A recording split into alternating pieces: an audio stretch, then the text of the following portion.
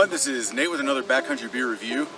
Today I'm on the Medio trail on the western side of the Pecos wilderness near Santa Fe, New Mexico. And this is a little bit of a bittersweet beer review. I was actually kind of hoping to do it atop Truch's Peak, which is one of the highest mountains in New Mexico, as part of a 3-day backpacking trip. But we had a little bit of technical difficulties and I broke my water filter. So I've actually been sustaining myself on this liter of peppermint tea that I brewed up to try to kill bacteria from an unfiltered water source. But I don't have any more fuel, so that's gonna last me the rest of the trip. The beer I'm reviewing today is by Arrow Brewing Co out of Albuquerque, New Mexico. And I'm not super familiar with Bow and Arrow.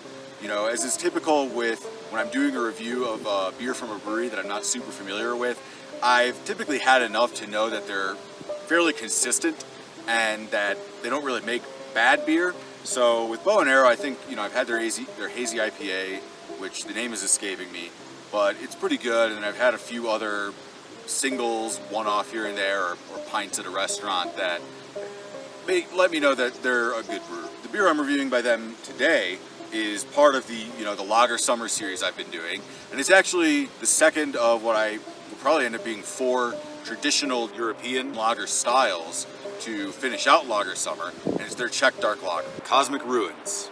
Okay, it is time for a sip. This is one of the most unique beers I've had, and I know I say that from time to time on this show. That's partly because I try to pick beers that sound unique.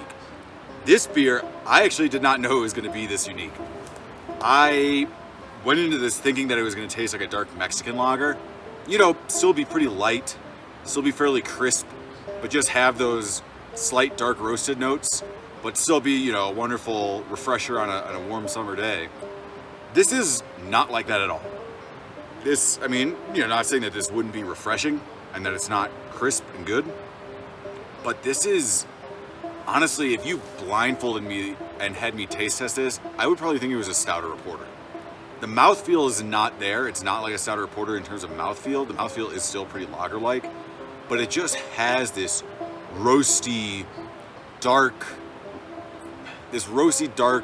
chocolate flavor that, you know, it's not like any other lager I've had. To rewind a little bit, the first note that I get up front is this intense chocolate flavor. And as the hop bitterness kind of comes through a little bit, I'm assuming this is made with noble hops, it just has that iconic hop flavor to it. That little bit of bitterness kind of melds in with the chocolate note to give this just quintessential dark chocolate flavor that's really quite delicious. And as the beer kind of rounds out to the middle third, it's honestly pretty brief. This beer, I would say there's like 2 main flavor sections I'm getting, but you know, in between those, I do get this little bit of a maybe coffee with creamer, that kind of note.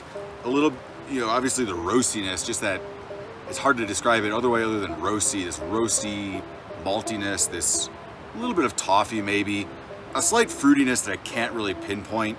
Maybe something like if you ever had those date bars, I can't remember what they're called. I'll definitely put it up below what I'm thinking of, but those date bars. So something that doesn't really scream, you know, this is a fruit, or even something that doesn't really scream necessarily something like raisins, dates, prunes, those syrupy, dark dried fruits. Something that has that flavor but isn't necessarily dominated by it.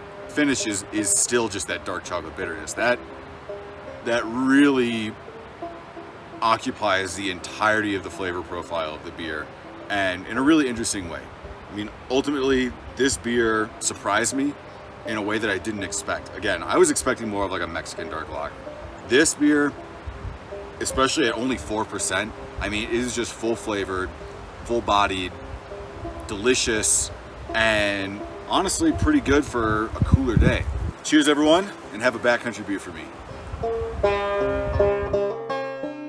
All right, first things first, I'm going to say Cosmic Ruins and European because I misspoke in the previous segment and forgot to say the name of the beer and said German style lagers.